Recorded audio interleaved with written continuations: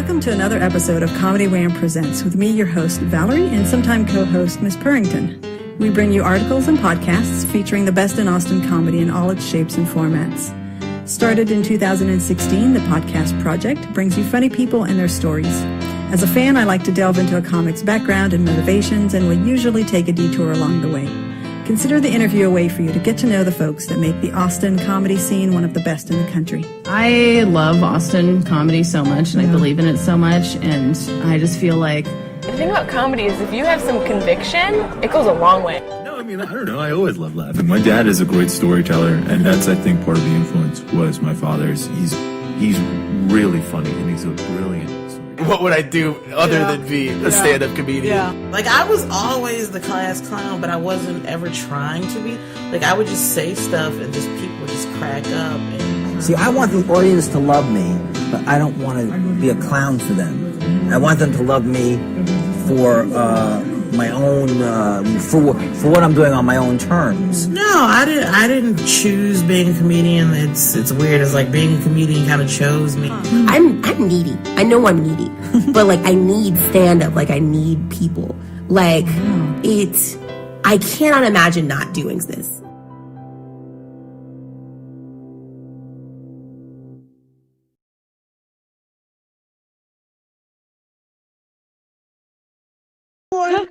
Oh my gosh, I'm your host, Valerie Lopez. Oh, the behind-the-scenes technical wizardry always confounds me. I am so excited to be here to bring you our live stream edition of Comedy Wham Presents. This is our very special 5-year anniversary episode.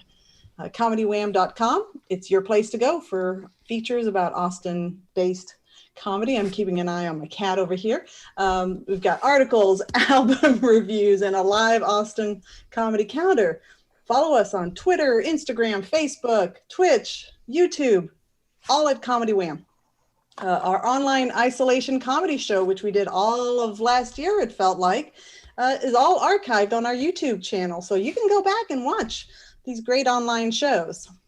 For tonight's Comedy Wham Presents interview podcast, it's live streaming right now. So if you're hearing me, you know, this is here. But it gives you a chance to actually watch us and even participate in our 1-on-3, 2-on-2. I'm not sure. We'll figure out the math later, conversations. We're still a podcast. We've just got video now. And as a bonus for those of you that are watching live with us, on Twitch, Facebook, or YouTube, we'll have a Q&A segment at the end, and you can submit your questions, and we'll have our panelists answer to the best of their ability. And finally, I'm long-winded here.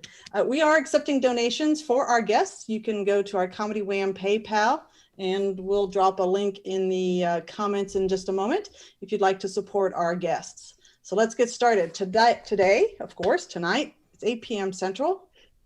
If you're across the world, it's not. But we're celebrating 5 years of the podcast, Comedy Wham Presents. And last year was such a crazy, crazy year for Austin comedy that I wanted to do a panel discussion about the state of Austin comedy.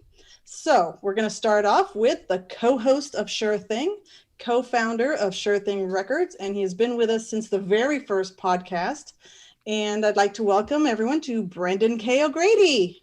Wow. Thank you, Val. Thank you, Richard. And it's great to see you. I very first one. I was on the first one of these, wasn't I? And I think this is 3 now that I've been asked to be on, and I could not be more pleased. Thank you all so much for having me again. Absolutely. And then we've got a young comic. I mean, she's numerically younger than any of us. She from my perspective, she thrived in the online comedy world. Like, she adapted to that. And I think that's where I grew to love her. And she's been one of those brave souls who's been hosting an open mic in the post COVID shutdown universe. And it's called Wanderlust. And she's been doing that for a few months now. So please welcome Gabi Montemayor. Hi, thank you so much. I'm so happy to be here. And then most of you never, ever, ever, ever get to see the person behind the scenes who does the technology, the person who made isolation comedy show happen, and the person who gets to hear me asking for help with the website and all of its cool features. So I am pleased to drag out in front of the camera Richard Goodwin. Oh, great. And my camera shot's messed up. The producer's camera shot's messed up. That's perfect. That's exactly how it's supposed to go. Back to you, Val. Thank you. So we're all gathered here today to talk about Austin comedy or beyond. There's been a lot that has happened. In the history of the Comedy Wham podcast, I would usually have either Brendan or Duncan come back on my anniversary episodes. Last year, it kind of took a twist, and I do remember being stopped in the halls after a Sure Thing show by Brendan, who said, "Hey, last year you didn't even invite me." Okay. I listened to the show and I heard Duncan, and I didn't realize that a roast had been set up in my honor, and I wanted to get back in and address a few misconceptions. But you know what? What's in the past is in the past. I think we all have bigger things on our horizons now, so I'm willing to let those bygones be gone, and we can continue with today's topics. Well, it wasn't even so much the roast, because yes, that did happen. But last year, I invited comedy superfan Marcus Wilson, who everybody loves. Yes. Great guy, great supporter of Austin comedy. And it was an interesting conversation to just, geek out about Austin comedy. But this was in January. And, little did we know that within 2 months, our entire universe of being super fans of comedy would be turned upside down. So I thought, well, this year I've slowed down in the podcasts, but there's so much to talk about the Austin comedy that I thought it made sense to have you, Brendan, come on, but also kind of balance it out with somebody who's newer in the scene, Gabi, and who's, she's out there in the post-COVID world, whereas you and I are a little more cautious. I am running a live show, but I'm like super OCD and cautious about it. So I thought we'd have these really interesting balancing perspectives. So let's do this, because as Brendan knows, and as Richard knows, but Gabi may not know, I do have an official opening question. Let's do it. One word to describe your past.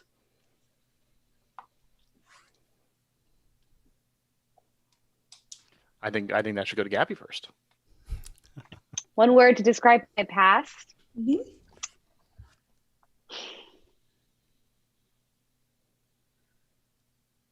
Effortful. Effortful. Is that a word? It's the opposite of effortless. It's like being whelmed.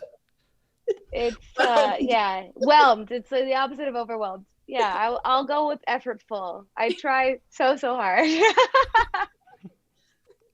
I'm a fucking loser, and I try really hard, and I show up on time, and I nerd habits die hard.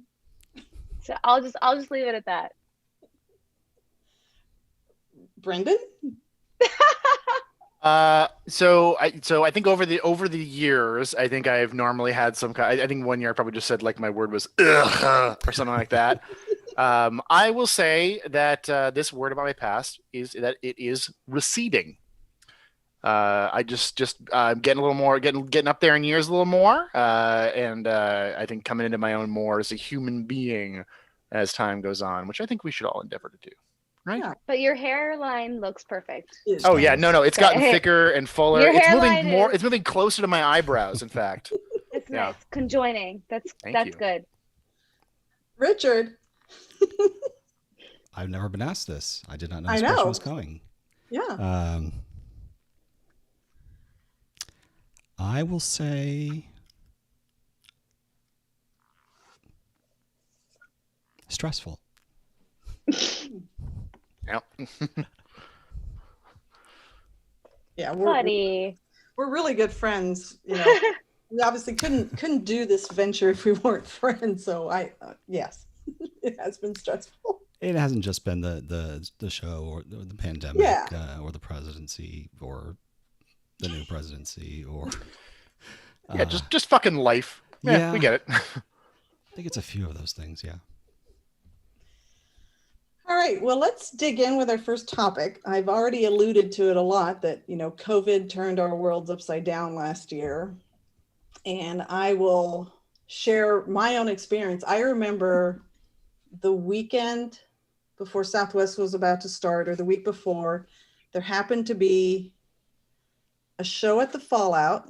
And I think it was Evan's, oh man, why can't I remember the name? It's the Choose Your Own Because Adventure. it's been a full year is why. Nearly a year, yeah. We went to his show at Fallout, and then they were doing a special Spite Club that night at the Valve.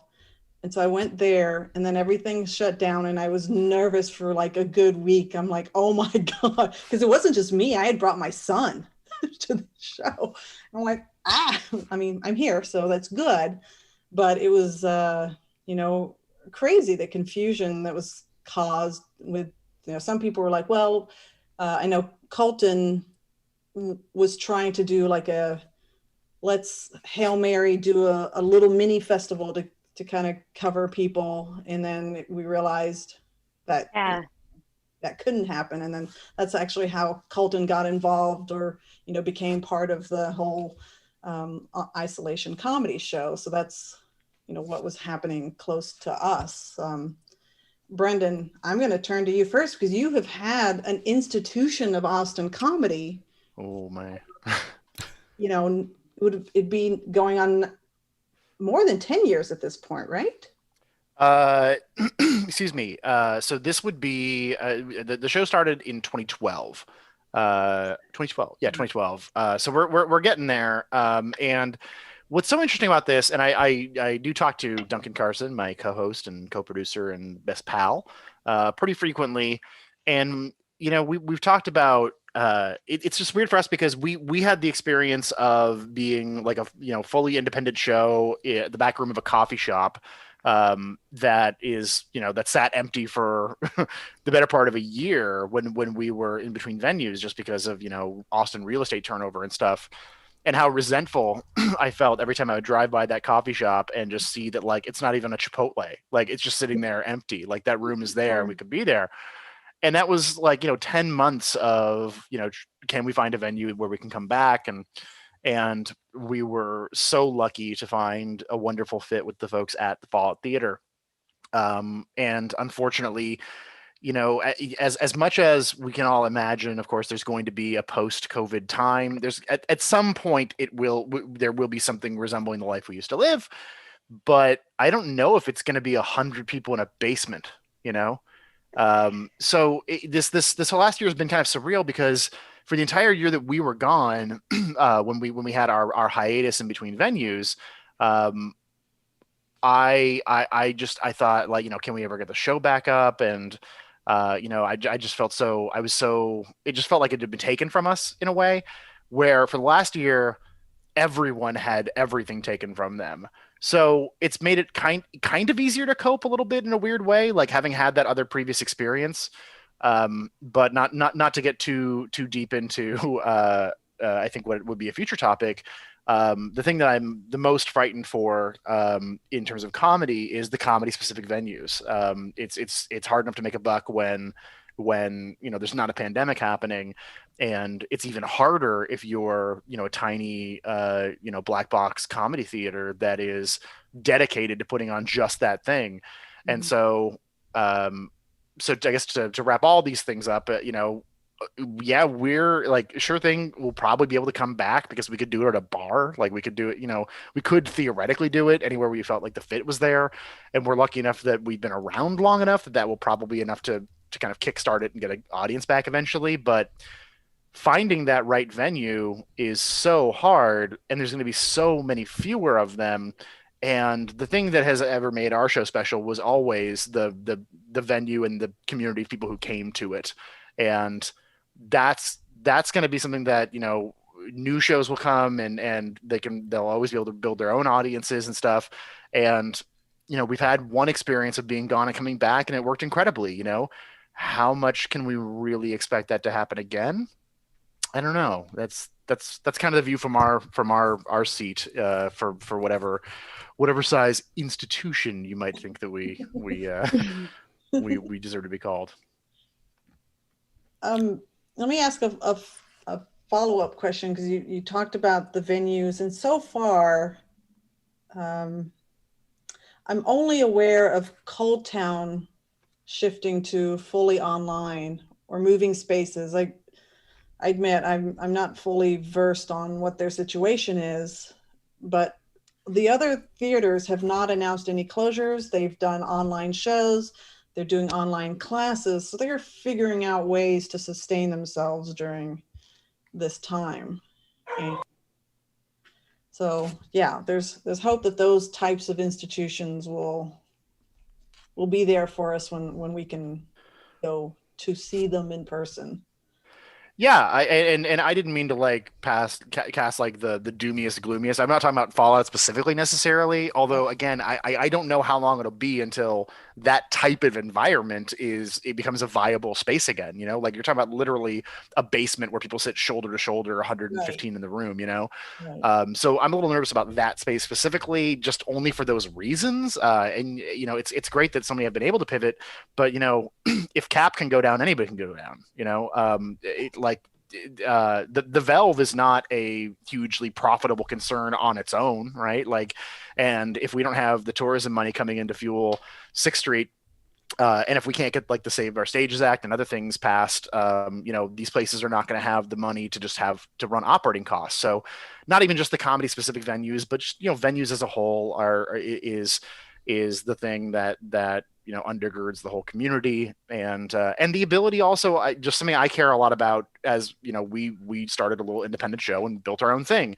and others I love to see that happen, and that's what a community is, right? It's self-replenishing, and I'm afraid that people are gonna have a harder time finding those venues to start their own show and build their own thing, and that's the stuff that long term can have a really, you know, rough impact on specifically our community within the performing arts community as a whole. You know, I mean, we're not the live musical capital of the world if we're not putting on shows. We're not the thriving independent, you know, comedy scene that we think we are if people can't, you know, kickstart their own thing and find an audience. Yeah. You mentioned Well, Cold and Town. then part of it.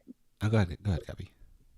Well, part of it is like the magic of like the magic of live shows, the magic of live comedy, and like shoulder to shoulder, and like laughter is felt. It's a vibration in the room, and like low ceilings and small rooms, and like you feel it. And that's the sad thing about all of this, is like that it feels like it infringes on comedy more than any other art form, like live art form, and that like you have to space it out, and like by spacing it out, you're losing so much of the magic and the beauty and like the funness of it, you know. And like it just is, that's the hard thing. It's like it's hard to envision a world in which like all of this is okay again, because like I like a sweaty basement with like low ceilings and like bad ventilation, and like you just feel other people's laughs as much as you feel your own laughs from your heart. And it's just like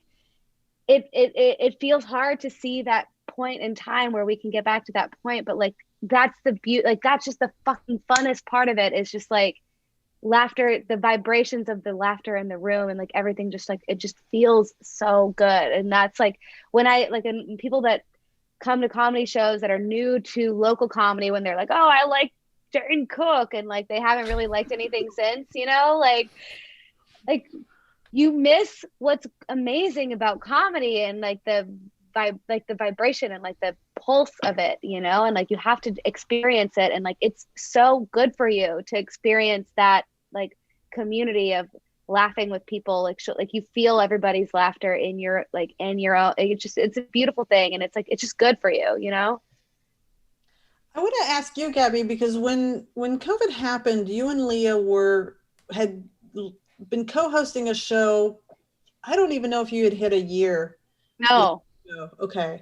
So you're kind of in that new, you're becoming a producer, and you're a co-host of a show. So you're at, you know, the infancy of what Brendan and Duncan have have been Totally. working on. So, I mean, what aside from what you were just talking about, like personally, what did it mean to you to lose those things and to wonder, because you're a younger comic? I am. No, and it was, I mean, it's, and for me, like, comedy was something new. I've only been doing comedy for 4 years now, and like it's still relatively like a new thing for me. And like comedy is the first thing I found that I was just like, yes, like this thing is like, I love doing it. Like no matter, like I'll never not do comedy. Like I'll never not, like no matter how much I eat shit on stage, like I'm gonna keep going up and like keep going to open mics, and like I'll be 70 years old and doing this shit.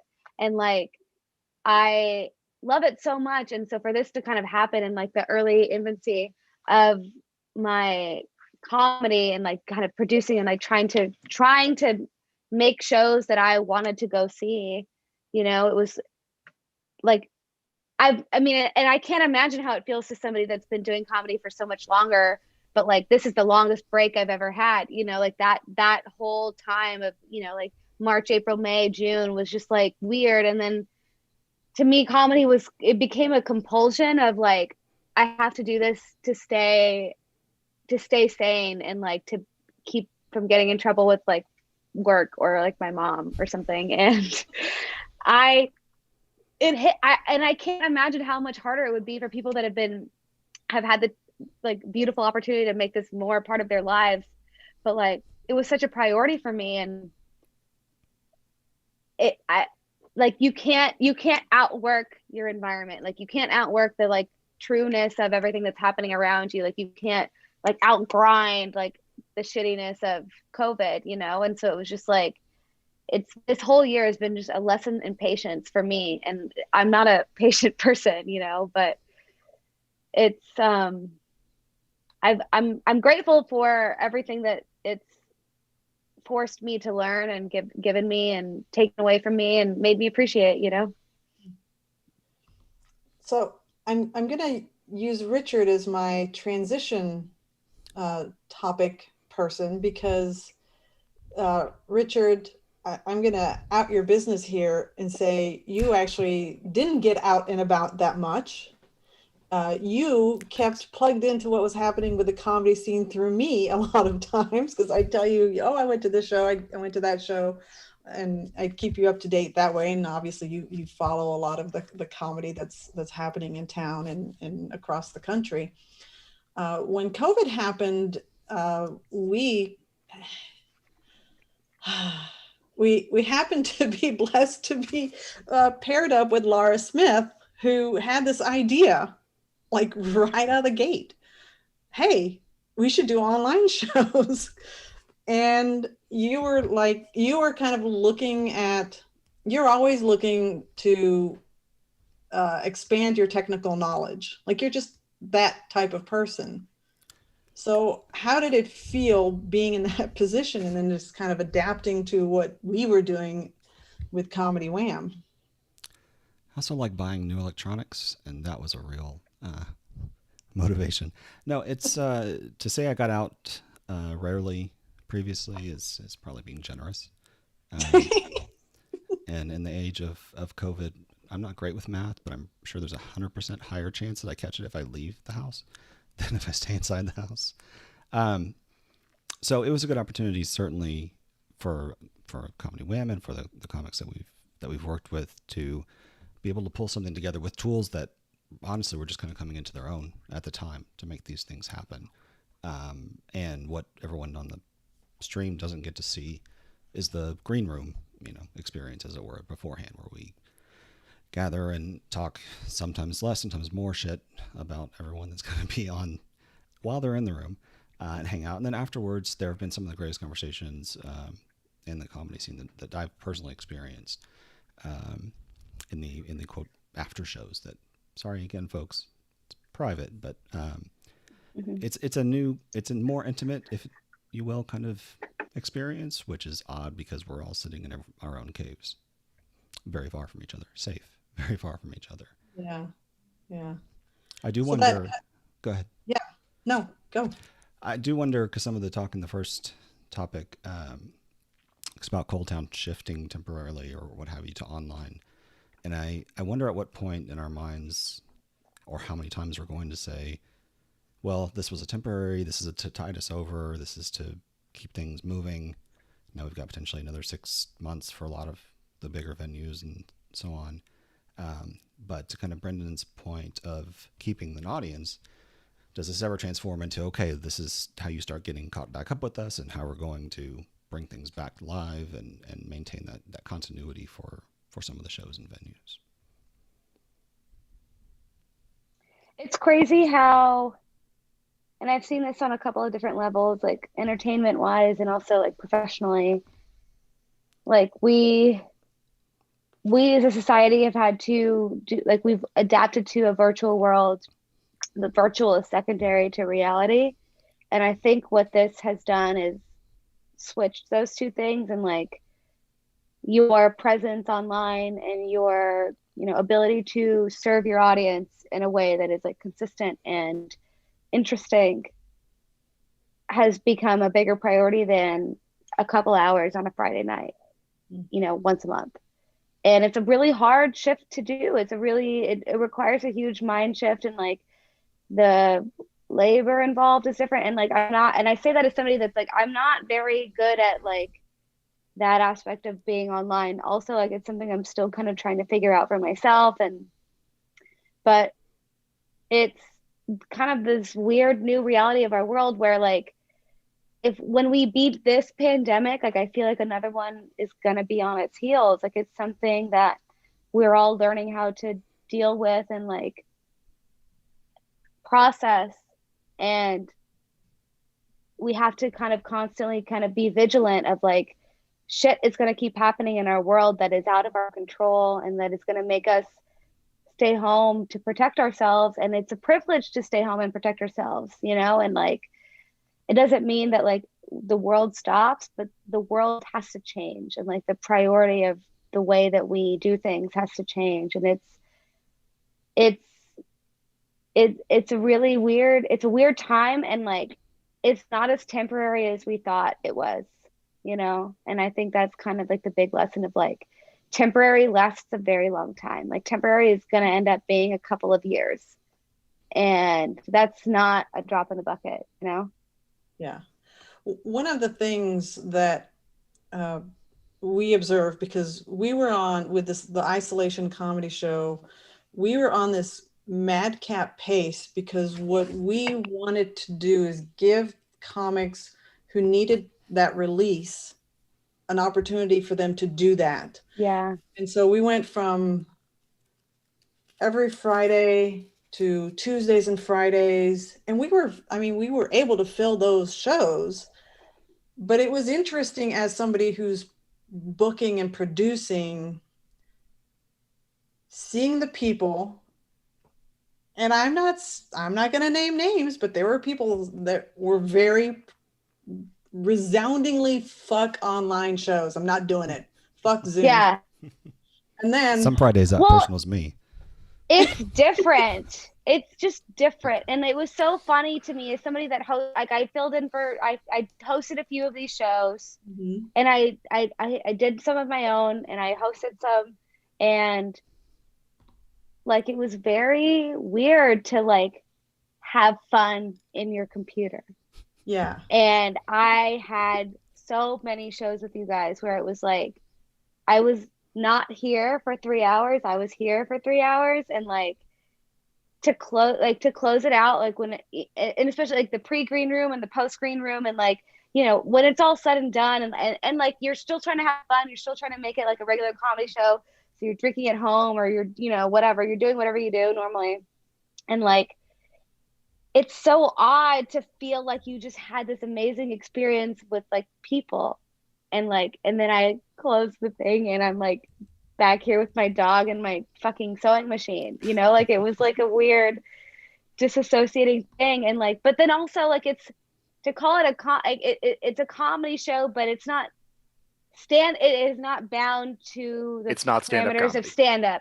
Right. And the people that did well recognize the limitations of the medium. And like I had the most fun when I stopped trying to do stand up and I did like stupid shit that was like I had a keynote presentation and I like put fireworks in it and it was like so dumb and it was so funny. Like I had so much fun doing it because it was like I'm not doing my jokes. I'm not doing like set up punchline, wait for laughs, set up punchline, wait for laughs. Like because you can't hear those laughs. And so it has to be like screenshotable. It has to be taking advantage of the fact that it is virtual. Like you have to recognize the limitations of the construct that you're in, you know? Yeah. I think we've been on several tours of your apartment, Gabi, at this point. Yeah. Yes. Yes. You guys know all the corners of this place. We know the nightstand. Yeah, I got a new nightstand, but I have 2 extra drawers. So. and I just, I used that as a punchline that we saw that there were comics that were making these hard and fast declarations. We had fun, to speak for Richard, we had fun exactly when that happened, when people who maybe had been against them just kind of opened their minds to it and just said, I'm going to have fun. And then you realize that, oh, there's that pre-green room, there's the post, and it's an opportunity for me to connect with people I haven't been able to see and hug in a few months. And for us, it was cool because Colton, who, knows apparently everybody under the moon, was able to get us people from across the country.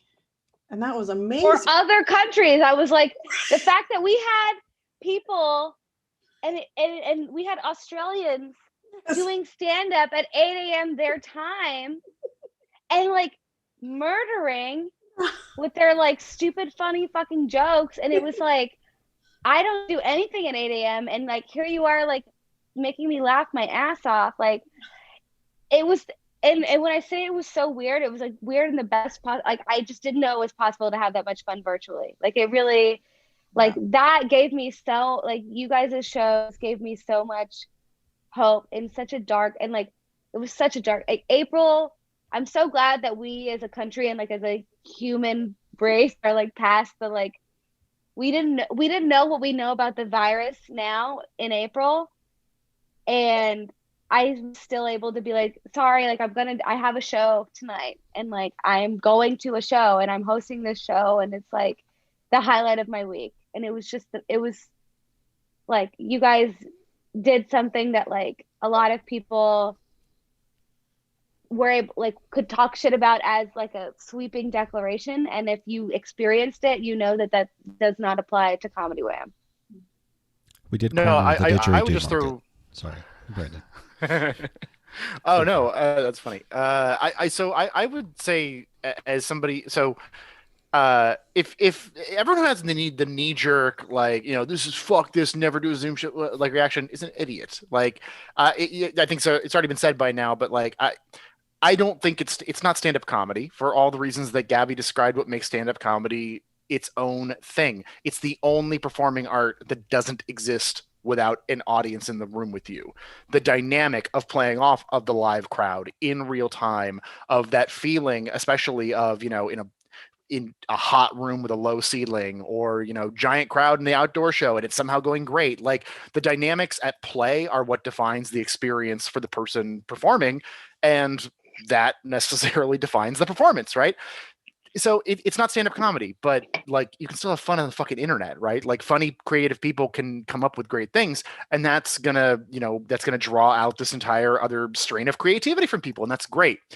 I would not do a Zoom show because maybe I'm a little dogmatic. I'm a bit of a purist, but like I love stand-up comedy for the thing that it is, and that's the thing that turns me on and makes me want to perform.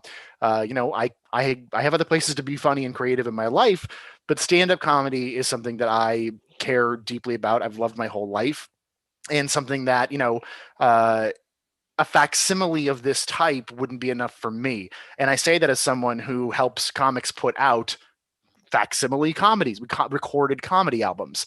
I'm more of a purist where I think that audio experience is also its own thing and is a little more representative of what that live show experience is because it was done live with an audience.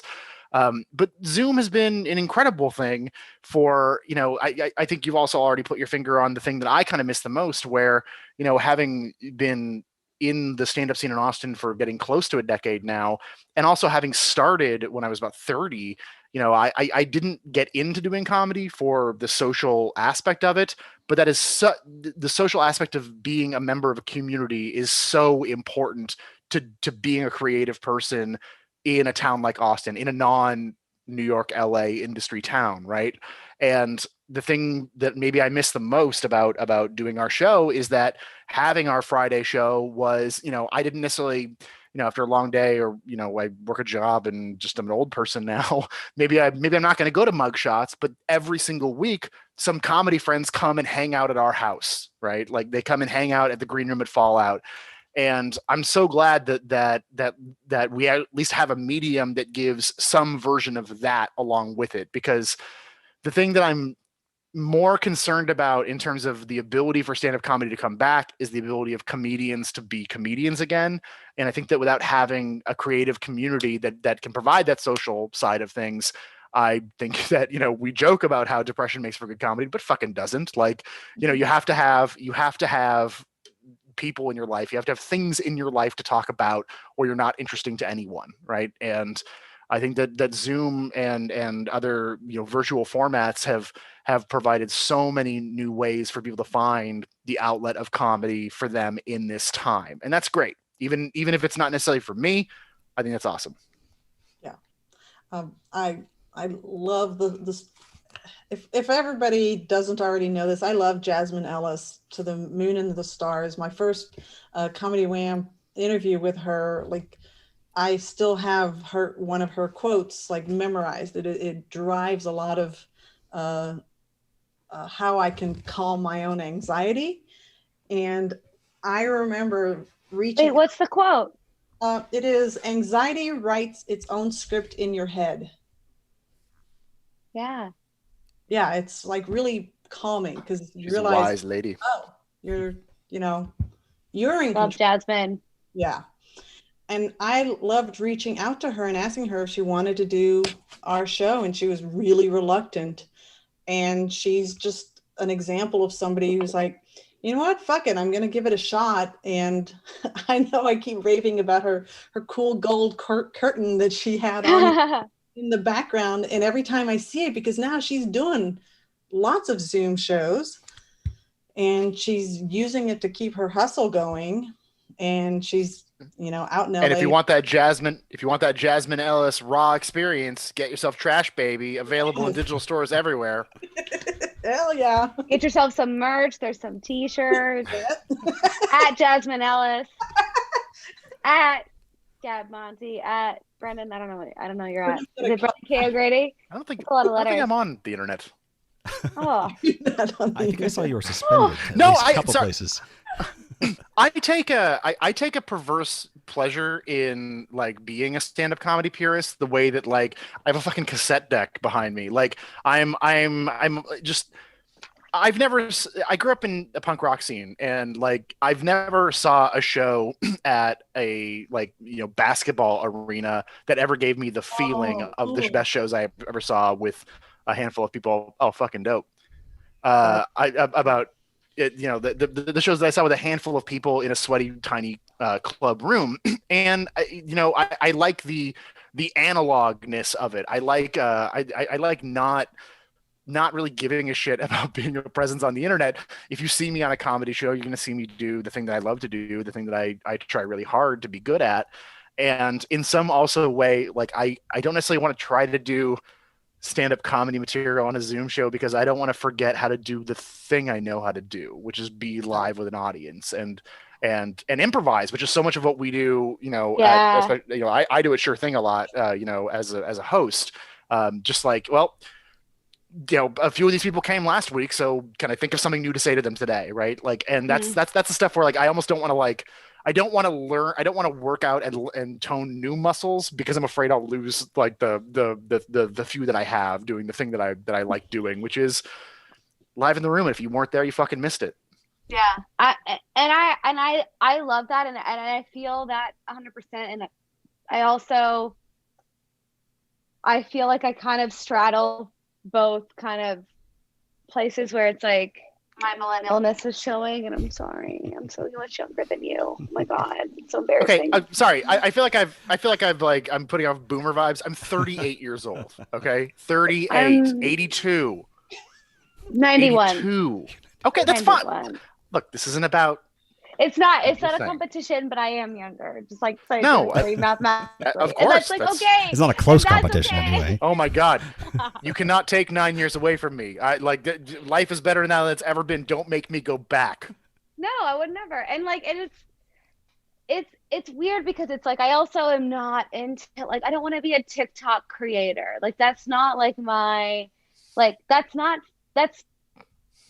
being funny isn't like there's funny and then there's comedy and like those are different things, and then there's funny and then there's comedy and then there's stand up, and those are like completely all different things. And like a TikTok creator is not a stand up comedian. Like get the fuck out of here. And like if you don't know what it's like, you have to just go and like experience a room and read the room and like maybe bomb your ass off, and like maybe it goes well, maybe it doesn't, and but it's a weird time because like you have to, I don't know, it's like this bizarre adaptation of like understanding that there's people that want to see you that are also not comfortable going to see you live, and it doesn't mean that you're like the grind stops, and it doesn't mean that like the and it's weird because it's like especially like posting things like if you haven't had an hour, like you don't want to post, you don't want to like like blow your own load, like you don't want to post your own jokes before Gross. it's happened. What'd you say? Family show.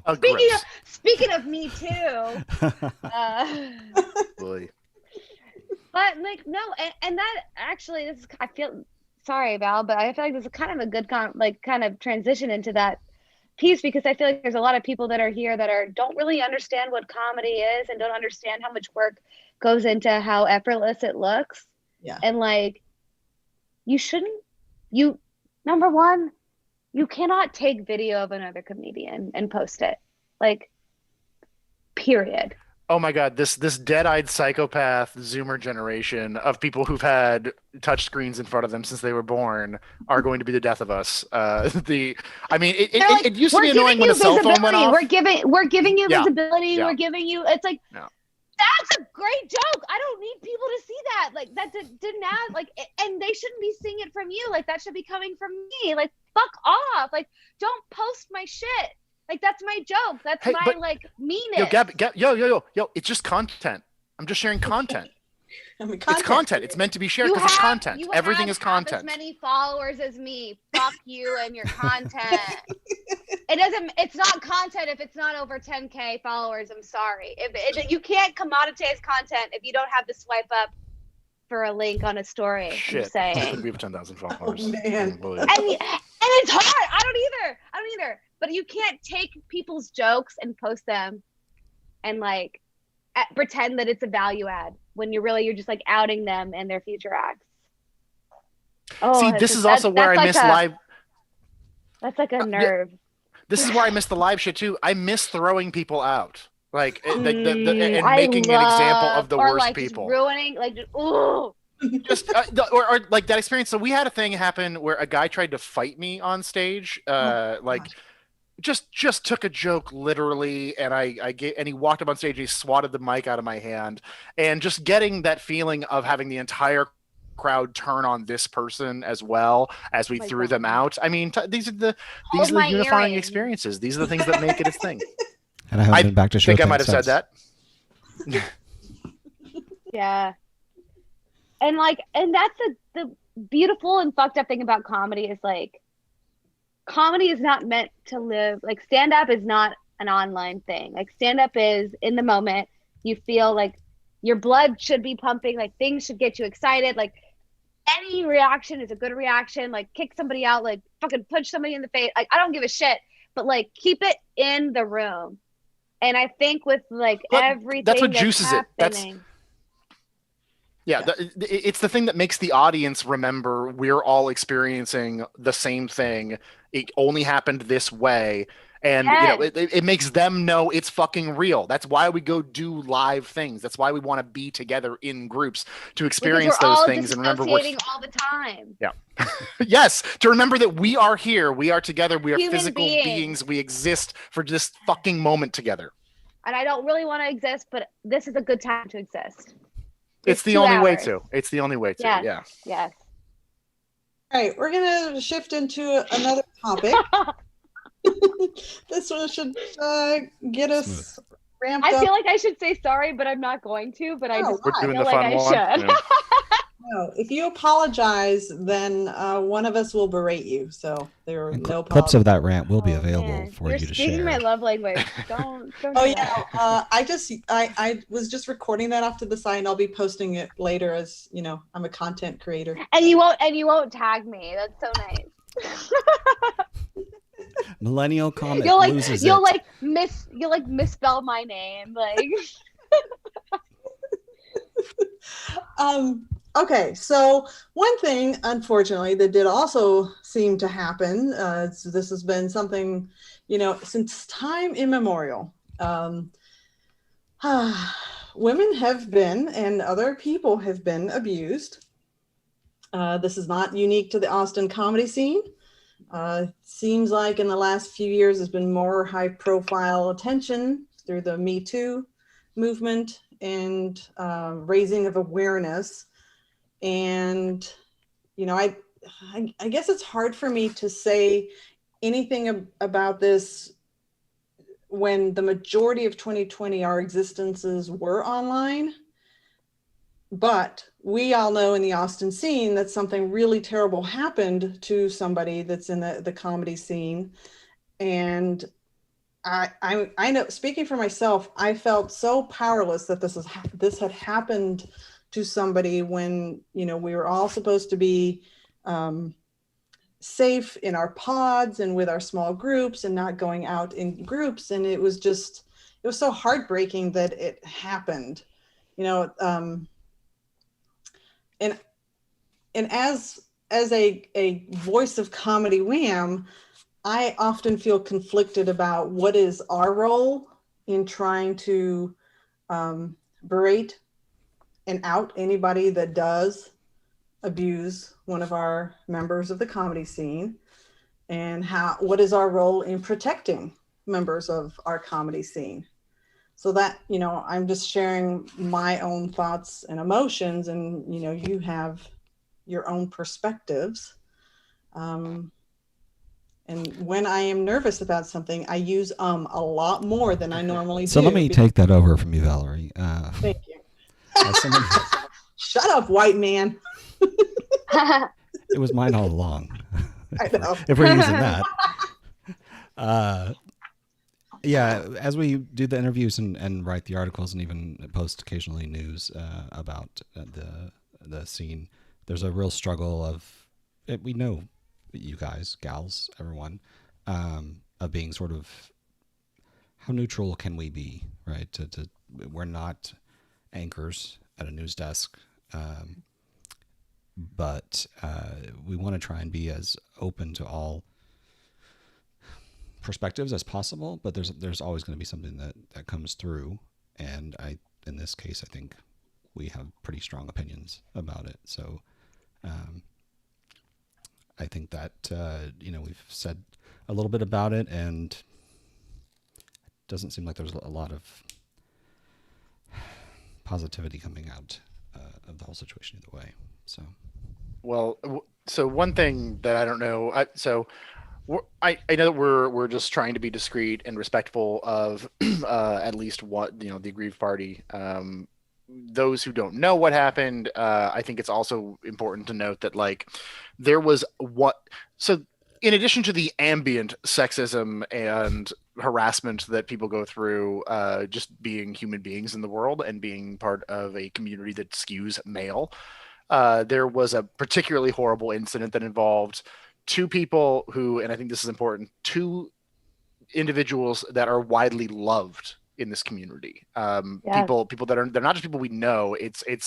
I mean, these are people who are ingrained in the fabric of this scene. Just and it was horrific to hear about. I think that for my part, I'm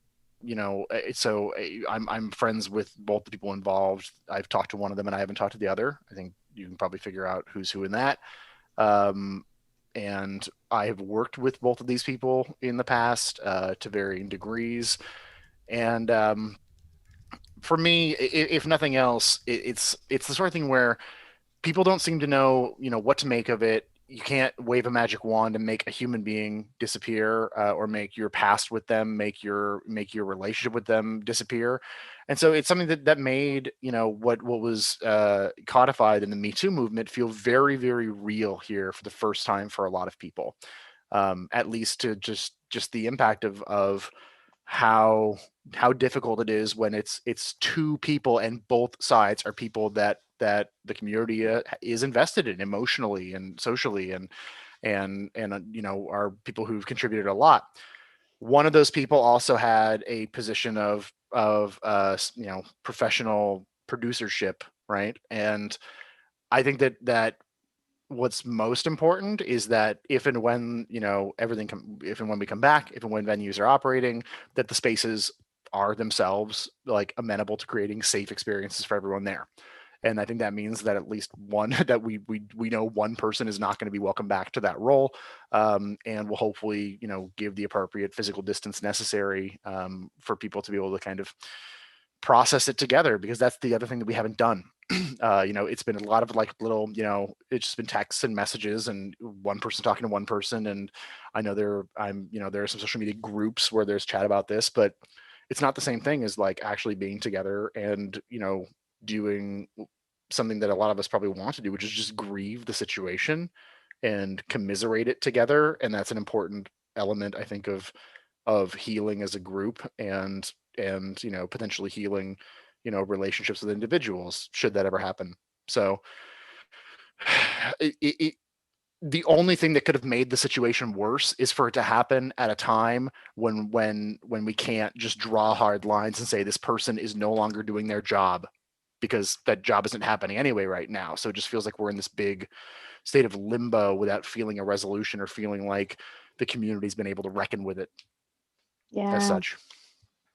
And it's a tough place to be as a woman in Austin comedy, and even more so now, but it's always been weird where like you're always kind of the minority, and it's a hard line to straddle, where it's like at what point is it productive to, because what happened to her is fucked up and unfair, and it shouldn't have happened. And I think based on what I've heard, like boundaries were set multiple times and boundaries were crossed multiple times. But and that is a very clear story to me of like something happened, boundaries kept being crossed, things kept happening, and she was not listened to. Like her voice was not important. But also I think that women need to feel that like their voices are important, and their like their comfort level should be the most important thing.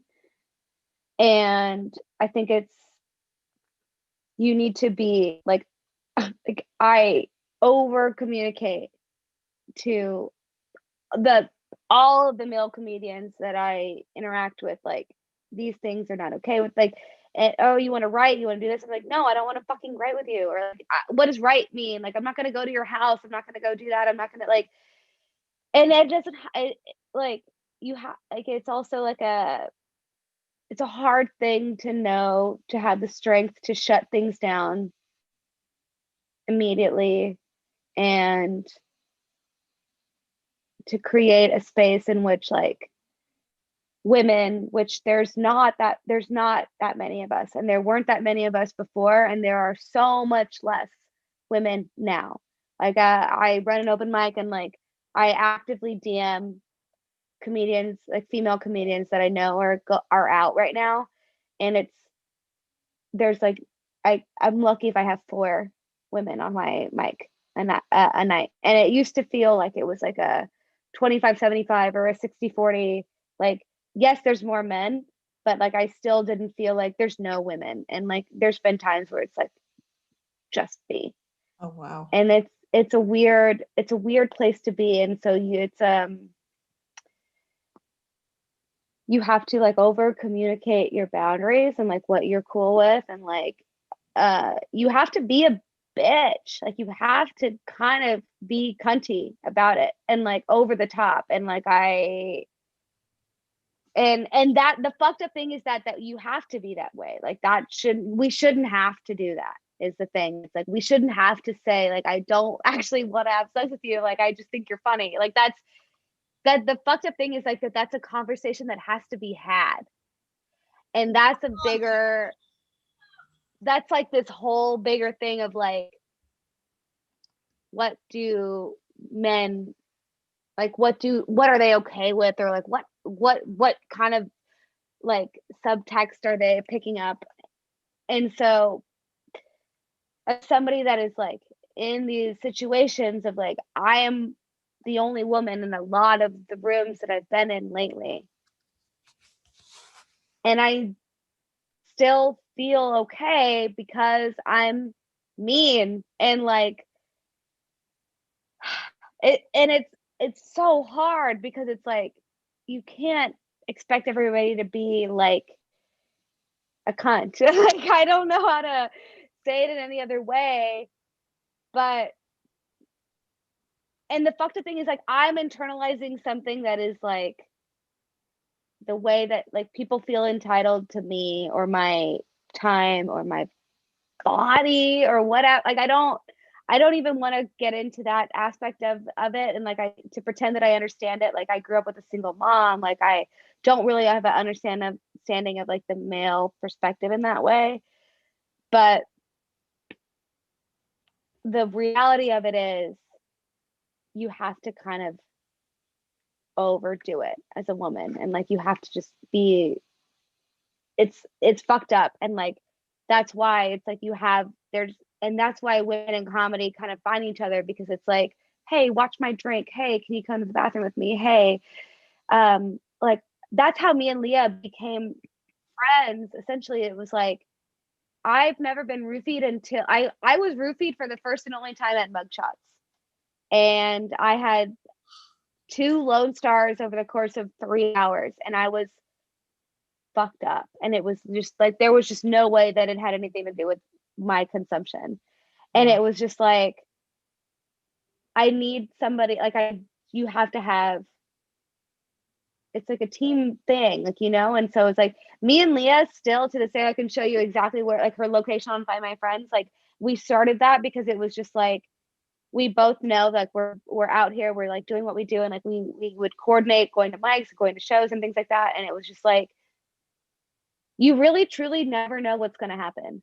And that's like the horrifying part. And like and the thing is like I don't want people to be, and on the other end of it, it's like I also don't think that like there have been some circumstances, excluding this main thing that we've been talking about right now between these 2 people, these 2 like well-loved, very, you know, like headliner Austin comics. But there's been other situations where he said, she said just kind of spiraled out of control. Mm-hmm. And like it's unfair to some people more than others. And like to me, like, you know, like a woman lying and like a woman exaggerating and like ruining somebody's comedy life, you know, is also horrible. And like there's been situations where it's like it's nuanced and it's complicated, and like somebody wasn't reciprocated, and it was like a funny flirting gone wrong, and things kind of got out of hand. But it wasn't assault. It wasn't a horrifying like infringement on you and your personhood and like your coherence as a woman. And that's a huge difference. And like there's situations where like things are very infringed on and like boundaries are crossed so many times, and like that's an issue. But there's also situations of miscommunication because we as women are also not comfortable saying like, fuck off, you fucking loser, get out of here, you open micer dweeb, like, ew, get away from me. Like, you roast him in the moment, you know? And like, if somebody does something weird, and I've done it recently too, where it's like these people that I don't know that have moved here and are like coming to my mic and like in my DMs, just like being like too friendly. Like, I don't want that, you know? And it's like, I'm also not obligated to be nice to somebody I don't know. And like, and I feel like being nice invites too much friendliness of like, you feel entitled to my whatever. Like, I don't want to hug you. I don't know you. Like, don't hug me. You know, it's such a complicated thing. And I think it's like the kind of time where we just need to like follow the lead of the women and like you listen to what they're saying and listen to their body language and like do less. Like, don't hug people you don't know. Like, don't assume things. Like, don't like it's so complicated. And I see both, and I've been on both sides and I see both sides, and I understand there's been times where it was, you know, unfair, but also like more caution is a good thing. When that you was say a long. no, sorry, like so even here though, like it's just so enraging that like you feel like you have to like couch some kind of, like there's no both sides. Like, okay, there is the horrificness of sex and romance just in general and like awkwardness and stuff that can be relatively innocent, but we're talking about like, you know, something that's just a much bigger issue that exists in our in the culture more broadly, and also in comedy culture. There's no strain of toxic femininity where women, like female comics, think it's fucking cool to, you know, to talk about to be a horrible road dog and like see how many servers at the club this week you can bang. Like but there is that for men, and like, Yeah. and there are people who get into comedy because like, you know, because they think of it as, you know, like, oh, you know, like a cool anti-hero bad boy thing, and it's a place where you can be chauvinistic, and that's a point of view, and point of views are funny or shit like that. And that's where like, you know, you frame it so much as like, you know, a woman's responsibility to take care of herself, and like, yeah, I'm sorry, like, of course, like, I'm sorry, it's the truth, but like, yeah, people have to take personal responsibility, but it's something where, as hard as it is to have the conversation about specific people, and we're being, again, like, we're not saying specific names here, but we're talking about an incident, like, not talking about it doesn't fucking solve anything. And it can't be left to like, every person can't just be left to fend for themselves. We have to have community standards. We have to, as people who run and book shows, as people who like, one, you can't be one of those people. If you run and book a show, you can't be one of those horrible people. You can't do what this person did, period, the end. And if you're just a person who runs and books a show, you can't book them. You can't pretend something that didn't happen. You can't lay low. I mean, like, there's a personal relationship that exists separately, and I hope this person is getting the help that they supposedly were seeking. And, you know, who knows, like, that person's going to have a life, and life exists outside of comedy. But in comedy, we have to be there for each other, and we have to have community standards that don't go unsaid, because if they don't go unsaid, that's what leads to, you know, people crossing that line. That's what leads to people thinking it's okay. That's what leads people to not thinking and just doing it. Like, we have to fucking talk about what we expect and what we demand of each other. And that's what it means to be in a community. So yeah, so this person is not you know, welcome at our shows. Like, we don't have a show. I get it. There's no shows right now. This person's not welcome at our shows. And that's should be significant if you're a person who is a member of our community, to be told by your peers, to be told by the people who are, you know, your social group, your peers, your profession, your paraprofessional group, right? Like, they have to be told that they are not going to be a member of the community. And that's, again, it doesn't mean it solves it, but not talking about it, not saying it, certainly doesn't help. So Sorry, I you know. Yeah. No, and I think I'm referencing a separate event where I know somebody that was kind of was like witnessed something and kind of got like torn up in it, and it was just like don't cry wolf when there's not like when that didn't really occur. And like the thing is, like, our responses to these things are real, and our when somebody does something that shows their true personality, that is serious. And it's not, if they do something, it's not worth exaggerating. And I know for a fact that there's been people that have lied about other people's infringements on them, and it was more than an exaggeration. And I'm not defending people necessarily. It's really tough because it's like I said, I've been on a receiving side of something horrible, and like nobody needed to, it didn't need to happen. Like it was just like so stupid that happened. But then it's also been like there was a misunderstanding of a flirtation gone wrong, and it wasn't received well by a certain female comedian. She got mad that her flirtation wasn't received well enough, and she lit a match and threw gasoline on it.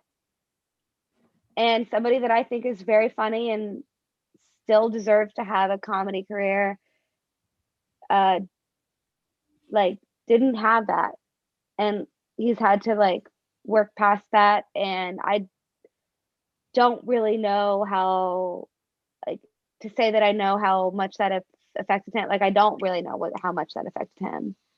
And so both that, it's a strong power that we wield, and it's important, and it deserves to be taken very seriously. But also, like, we, it's up to us to be honest about what we expect or what we hope, like what really happened. And that's the hard thing about these sweeping declarations and cancellations. It's just, I don't know. And I say this, it's like, I always just continue to like want to understand where people are coming from and what happened. And I will always take the side of the victim first. But if I see film that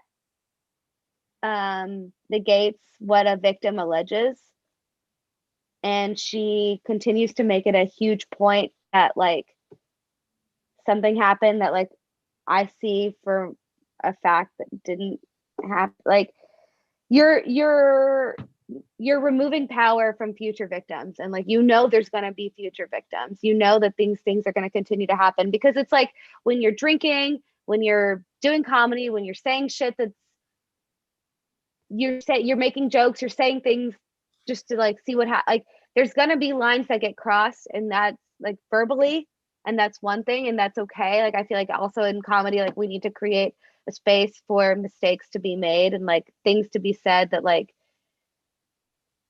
we say stuff to see what happens when we say stuff. And and we're not all individuals in a vacuum. We are a community. Like, and this is where, again, having these conversations is what's so important to like helping people have, the ambient set of expectation of the ambient expectations having been set appropriately, right? And that's what gives you the context to be able to look at individual cases, and for issues where it's not just one person everyone says one thing and one person saying nah, right? The pandemic is not in this case, the pandemic problem, the endemic problem is not people who cynically twist like, you know, a community's, you know, good naturedness and capitalizes, you know, horribly on some unearned credibility, right? Like the systemic, bigger, gigantic thing is this ambient culture of people not talking about what's acceptable and what's not, and then individuals feeling like they can't say what they think is acceptable or not for themselves in that moment. And so there's not a solution to come out of a conversation like this. It's, again, just that the solution is not having the conversation. These are the things that we have to talk about to make sure that it stays on our minds, so that we can, you know, deal as a community and as individuals with these things when they arise. And like a blatant transgression should be aired out, and I continue to stand by that. And like receipts, like when somebody does something, and especially when like that person has made an attempt to rectify it with the other person, and like that the other party is just like so not into that, like, yes, we all need to know about that, because like that person shouldn't be getting work when work is rare, especially right now, you know. And shouldn't that's why like to book others either. Shouldn't be in a and position they to shouldn't be in a position of power. Like they shouldn't be able, like that. Absolutely.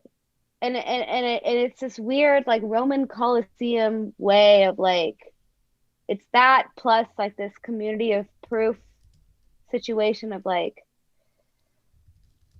it's tough, you know. And like that's the thing, it's like you need to exist as if everything you do is going to be publicized, because it very well might. And like if you exist in the world as a good person that does right by people, and like you don't fuck people over, and you don't like touch people when they don't want to be touched, or like do weird shit, like nothing is going to happen to you. Like it's not like we're all out. And I feel like I hear this a lot where it's like, oh, white male comedians are the new fucking, like, we're all after you guys. It's like, no, dude, like, you've been working, you're funny, you know what you're doing. Like, don't assault people. Like, don't drug people. Keep being funny. Keep your eyes on your own paper. Like, how hard is that? You know, like, eyes really on not. your own paper. That's all really, it is. It's not hard. I want to thank you, Gabby, for sharing some of that awful stuff that happened to you, and your role in setting boundaries and making it clear. I think you're young in the scene, but I hope you don't underestimate that you are setting a tone and being a role model to those 4 to maybe 10 women that come to your shows by making that clear. So thank you for sharing that. And Brendan, thank you for what you've said, far more eloquently than I could blabber. You know, when that happened this past summer, I just happened to have launched Facebook, and my son had come into my room, and he and I read that together. So it was, you know, it's very important for me to teach my son that, you know, these things happen and it's devastating. And your role as a male is to always think about consent and always be proper. Yeah. This is devastating for this person. Yeah. And it would have been just simple if you had respected boundaries.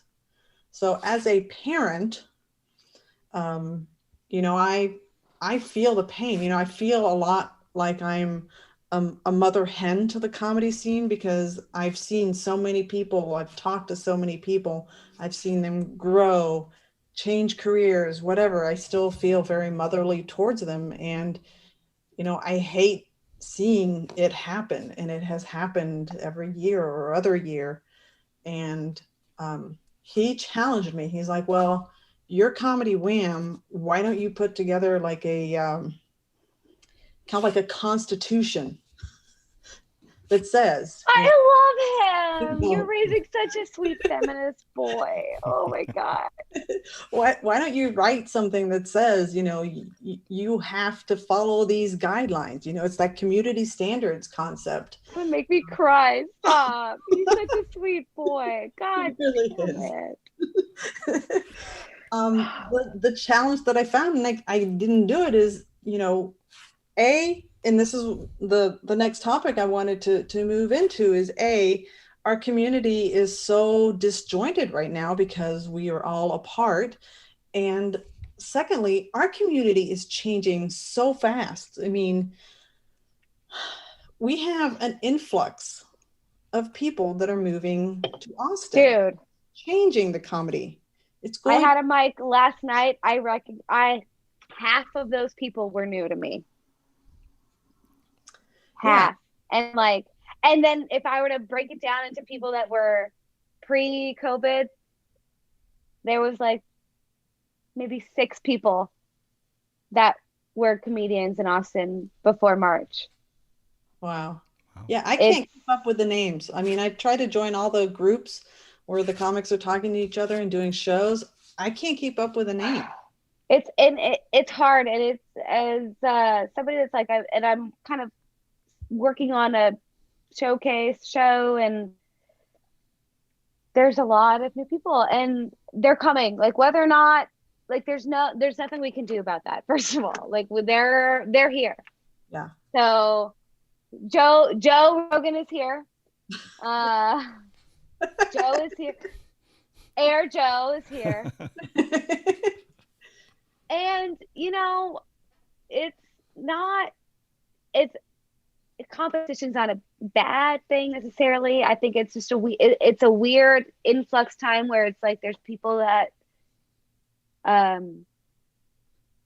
were a fixture of Austin comedy, and they're the people that moved here, the people that don't give a shit about their own health.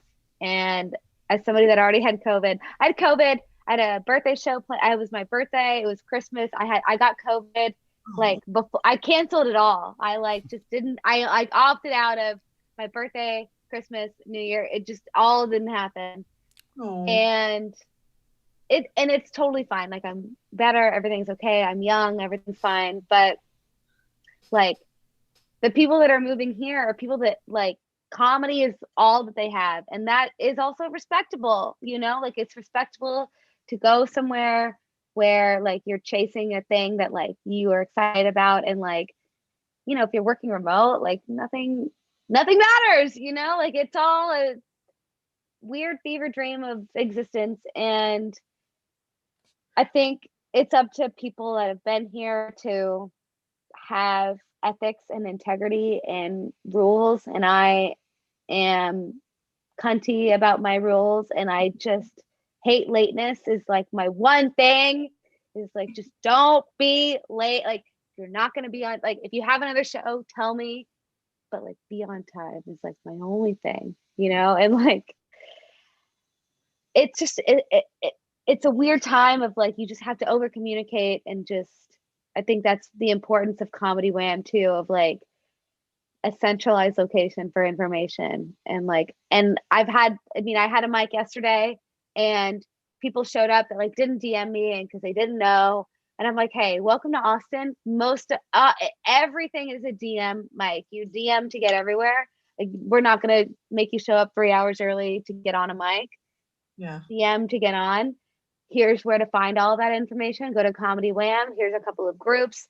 And then the other thing I do as a host, on my night, I talk to Aaron Cheatham, who's working at Santa Cruz. I talk to Tyler Szynski, who's at Micheladas. And so I figure out okay, where is there room? Where can I send people? And so I send people places, and I'm communicating with these other hosts, and a couple of comedians are making fun of me yesterday. They're you take this so seriously. These people don't give you anything. They don't pay you anything. You don't owe them anything. And it's it's important to me. I love doing it. And I want people to have as much fun doing comedy as I have fun doing comedy. And one of the great things about Austin comedy is you can get up, pre-COVID, you could get up 2-3 nights like 2-3 times per night easily. And we're getting back to that point, and it continues to kind of like escalate. And so it's like, I want to do that work for people. I want to introduce people. And like, I'm not going to just squeeze you in for no reason, but like, I'm going to teach you the way of the land. And like, I'll tell you, I'll give you the spiel in 60 seconds or less. And then you're going to skedoodle on out of here. And like, I'll see you next week. Like DM me on Thursday morning. And that's been happening, you know? And so it's a weird time. But so I was gonna say, for good or for ill, is there a sense that there's a reset coming in kind of the processes in the community and how you get into perform? There's definitely a reset, because like a lot of venues are closing. A lot of new comedians that don't know anything about running a show all of a sudden have a show, and they don't understand the kind of work that goes into that. And there's been people that aren't even comedians that decide to start running shows that are like, they think it's this like untapped gold mine. And it's like, we don't do this for the money. Like, we do this because it's a compulsion. Like, we have no choice. Like, I love doing this. And to see people like trying to take advantage of comedians is just like, especially when you're not a comedian, like it's like that plus like lateness, or like my two like raw nerves. And it just is like, you can't charge $20 for a ticket and not pay a featured comic. Like, fuck off. Yeah, it's so just having that moment, realizing like, Jesus, I guess I'm like an old man in the comedy scene, because this is how the cycle always goes. Like, you know, you start miking, and you know, you're going up 6, 7, 8 times a week, whatever, like every, you know, you will wait around for 2 hours to get a 3-minute spot, right? Like, and there's just a hunger for it, and you're improving at such a rate that that you can feel yourself evolving and getting better in real time. And like, and you know, 6 months in you're like, oh God, I can't believe how bad I was when I started. You're 6 months in, and six weeks later, you'll be like, can't fucking believe I was talking about how good I was 6 weeks ago. And like, that happens. I think that one, there's the health concern aspect of this that is unique to the moment. And I think that the people who are, you know, just dirtbag pieces of shit are going to get weeded out. And like, no one's going to want to go do their shows if people don't feel safe there and stuff. Right? It's like, already happening. Yeah. And then there's also like, what seems unique, and talking about this with Duncan recently, is that, you know, they talk about the first stand-up comedy boom, right, in the late 80s, early 90s, and suddenly every, you know, tiny town that couldn't have an Applebee's had 2 comedy clubs, and like, it was unsustainable. And then when the boom went, and then in the late 90s, early 2000s, stand-up comedy was not cool. It was not on television. You know, the late night shows occasionally had stand-ups, but there was no like dedicated stand-up shows practically on TV. Stand-up comedy was just lame. YouTube comes along. Now people start to feel like stand-up comedy is cool again. And then we have this obsession with comedy, and every fucking HBO show is about comedians' real lives and stuff. That was a boom and a bubble as well. And COVID is popping that bubble. We're not going to have all the same venues come back. Like, a lot of those places that could host a mic aren't going to be able to, that could host a show aren't going to be able to. And that makes this a really exciting time, because the people who are going to want to do it are the ones who are really are the ones who are meant to do it, are the ones who are driven to go out and mic the way they are, because that's the stage they are in their journey developing this art and this craft for whatever it is. And so, I mean, I'm not like, I don't worry about like, you know, oh, like, you know, there is no competition to the thing that we do. Like, if we get to come back and get to do our thing, we're going to do it because we think we can, you know, put on the show that we put on. And like, there's enough equity in that, you know, anybody who puts in the work to get to any point with their show is going to be able to keep doing it that way, because you're doing it the right way. So I'm not trying to say like, you know, oh, just enough people have to like kind of just do what we did. I don't mean that. I mean, people are going to come up with their own thing, their own show. They're going to build their audience the right way. people who paid $20 for a ticket and find out that like the comics don't get paid and like this person doesn't change the mics like during a pandemic and shit. That's not going to last. And those people aren't going to get good enough or funny enough for anyone else to want to work with them. So, Yeah. I look at this and I feel like it's super exciting. Like when there isn't a pandemic going on, there's the couple of mics that I like to go to. And, I'm, lucky enough that I'm not like, micing's not a huge part of my life, but like, it's the lifeblood of an alternative comedy scene. And that's what we are. We're not an industry town. And guess what? Industry's not fucking coming here. Like, with all of this, there's certainly not going to be the same kind of a level of attention on, things like we don't have a funniest person in Austin contest anymore. We don't have, Moon Tower may not get to be Moon Tower again for a long time. And even those things were things that were outliers in, a mid-sized American comedy city. All of that to me means we get to just be fucking funny again. We get to just be comics. Some people are going to get into it because they think that this is their fast track to the big time. Those people are going to go to New York or LA, probably before they should anyway. But this comedy scene is going to be here. And for those of us who are committed and love it here and love this comedy scene, we're going to see more cycles of this stuff. This one's going to be really interesting because you really got to want it to be coming up and trying it out now. And boy, oh boy, if you think this is bad, wait until people get wait until the vaccine numbers are up and everybody whose like resolution in quarantine was someday I'm going to do stand-up comedy. That's going to be a shitty 2 months. That's going to be 2 months that you don't want to go out to the open mics. But some of those people are going to be great. And some of those people are going to become important members of the community and, help this comedy scene thrive for years to come. Yeah.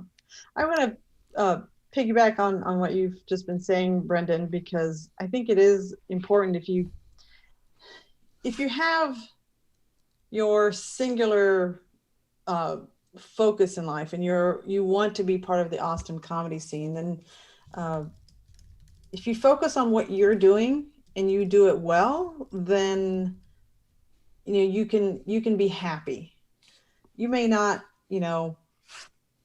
get the great headliner of your dreams on your show, but you can be happy if you do the right thing and you just focus on the thing that brings you joy. And I'm trying to pivot this to share my experience with the show that I've been booking. And I was very conscientious.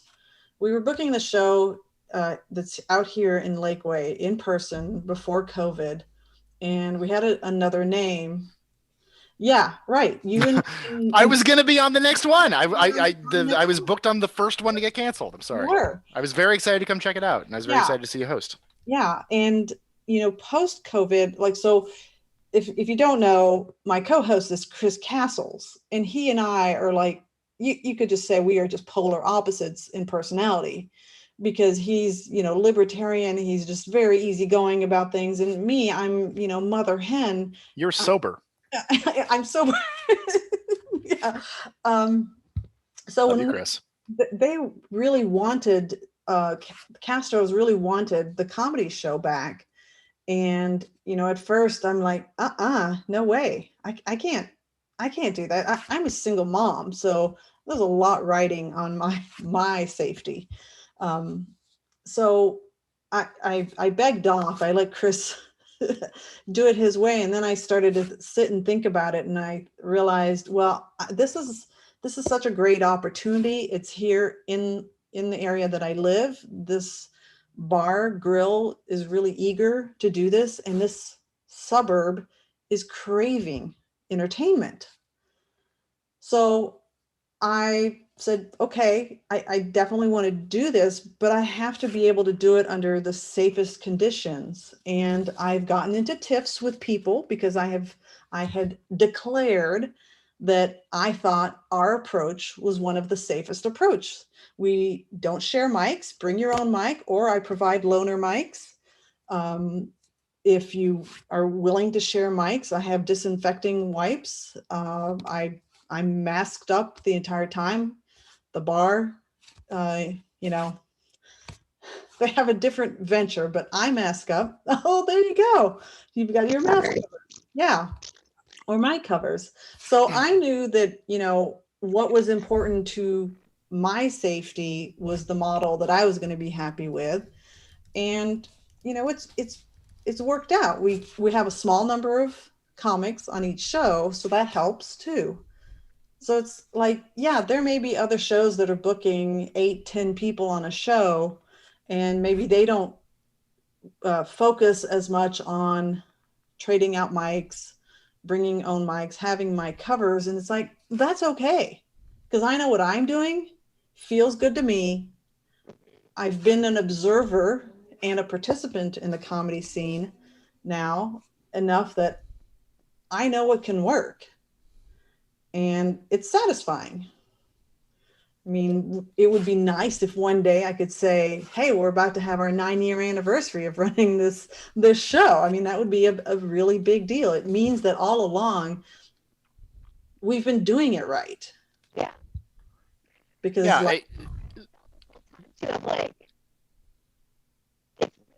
uh-oh. Gabby, your audio. Can you hear me? So.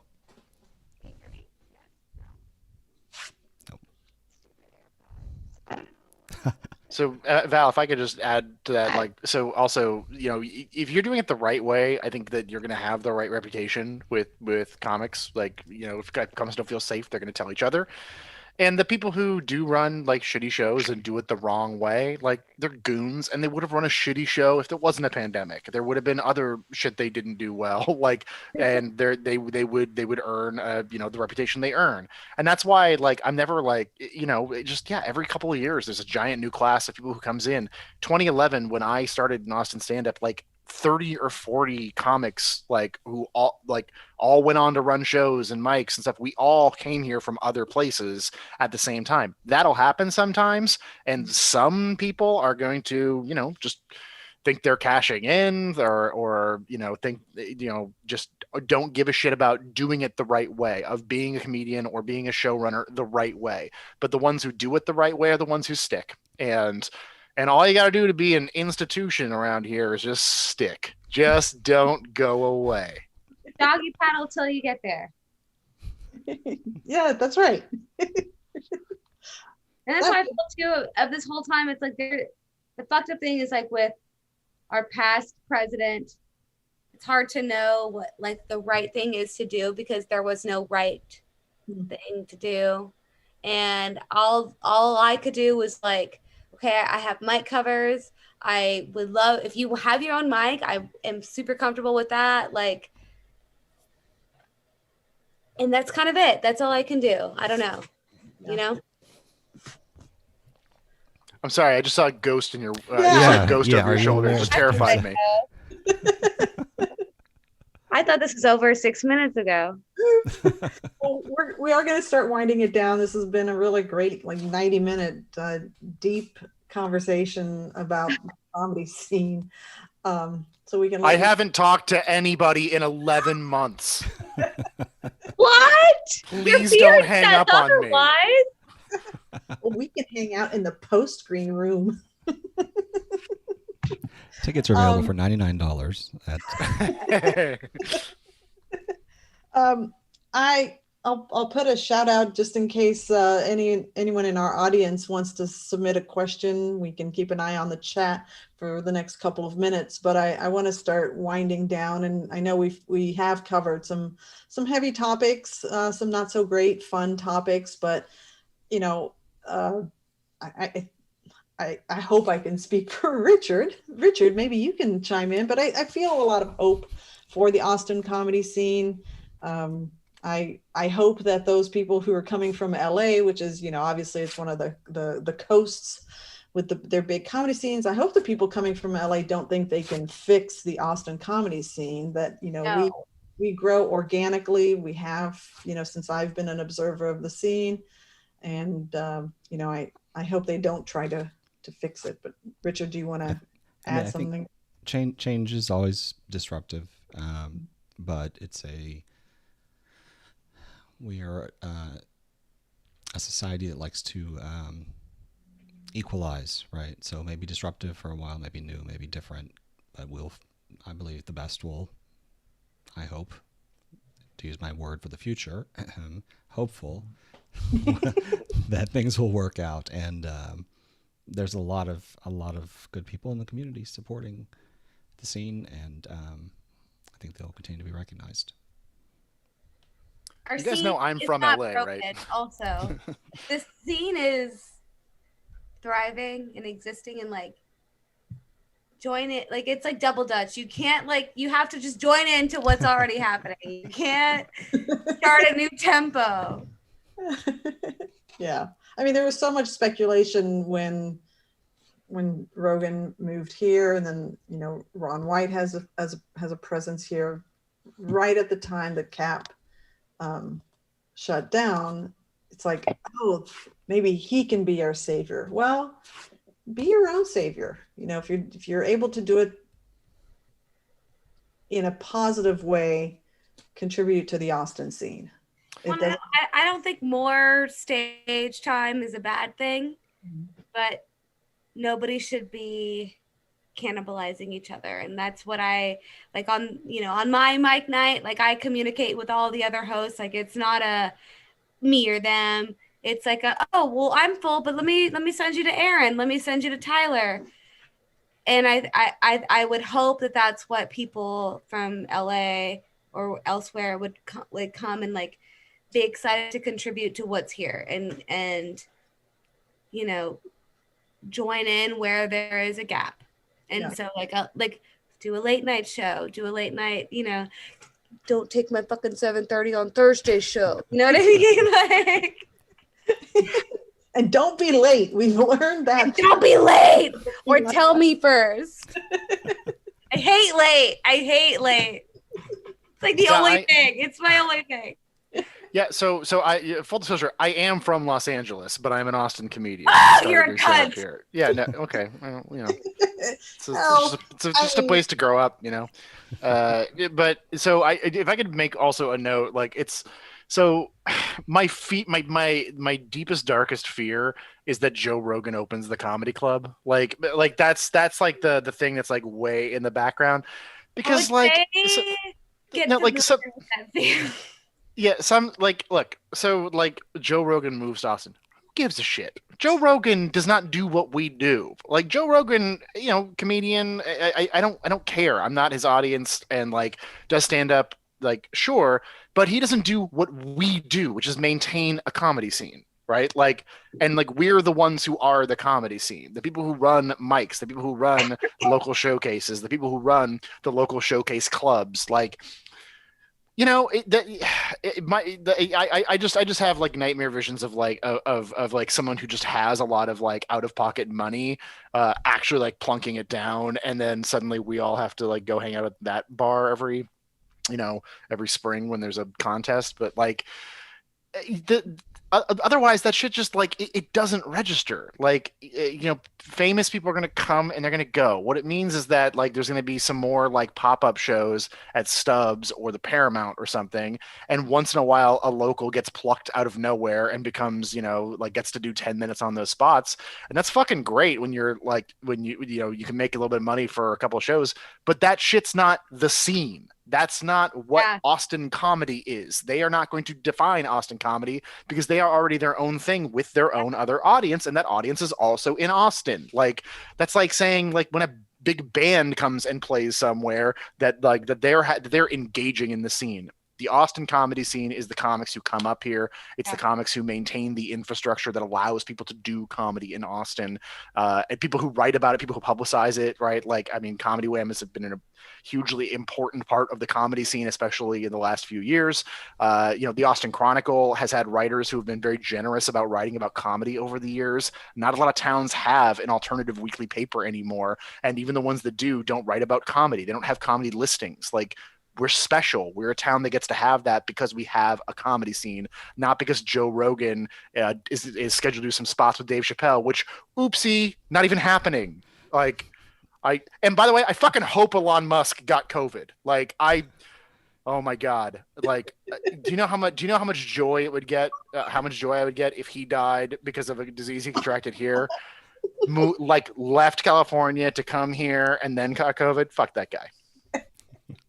Hey, Brendan, I may want to interview one of these people. So, Hey, look, then they'll be excited to know that just like the Joe Rogan Experience, you have an open mind to all kinds of guests.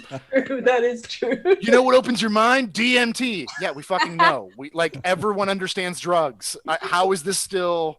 How is this still the crux? Did I tell you that we sold Sure Thing to Spotify for $100 million? I don't know. Some people say this is a bubble. I don't know. I think it's gonna last forever. Well, on that note, let's close out with my final question. I'll start back with you, Brendan. One word to describe your future. Now I should say, ugh. Now I should make like that. That'd be funny, right? I don't know. Upcoming, like there will be one. You know, it's as we're always going to remember this time in our lives.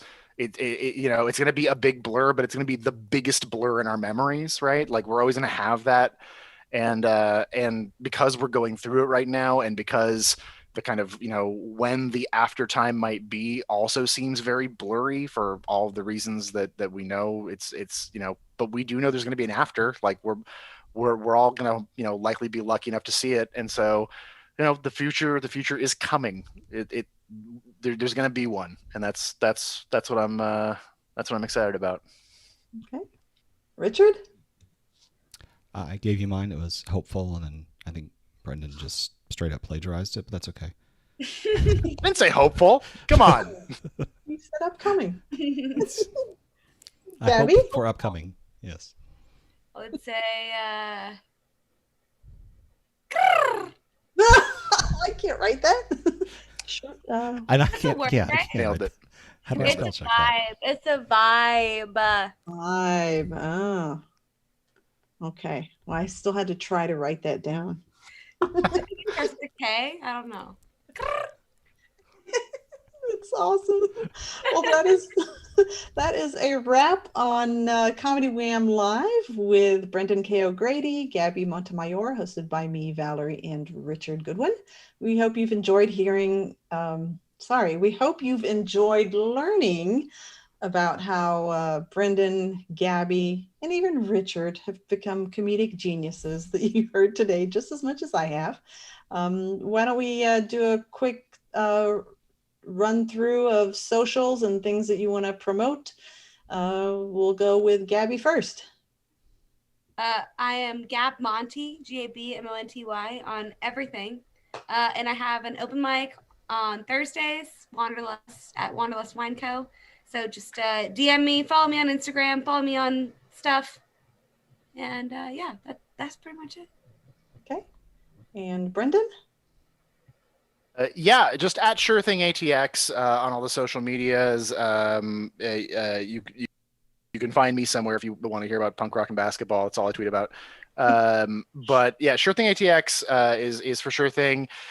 And we were lucky to at least have stuff to do over the break, so we put out some great records. Danny Palumbo, Bryson Brown. You know, check out those. Yeah, I guess I could say, like, so one of the last great shows that we got to do in the before times was Avery Moore's album recording, and we are in motion on that finally. So we may get to put out something like that here in time to come. So, you know, Sure Thing ATX, SureThingRecords.com. You can find great albums by comedians from Austin and beyond, and this is the fucking real shit. This is, if you miss it, it's one of the best things that can take you back to what it was like to sit at your favorite show. I've honestly sat and listened to some of these records recently just because it's really fun, and it gave me that feeling. So, you know, if you can't make it out, if you can't, if you're having fun on Zoom but you just missed that other experience, you know, artists work hard and they've put out a lot of really good work that's all there at your fingertips. It's even on Spotify. Go find Comedy Records. Richard, do you have anything to promote besides Comedy Wham? Oh no, he's frozen. Oh no. Oh no. And he Oh, okay. Well, no, he doesn't. The answer is no, he does not. Follow Comedy Wham on Twitter, Instagram, Facebook, Twitch, YouTube. Use our calendar. We're trying to make it easier for everyone. You can filter to just look at the open mics that are coming up or just a showcase. Every time you post a show out there, you comics listening, I try to say, hey, submit to the calendar, because I think it's a nice place to go to see everything in one spot. And as an open mic showrunner, it's just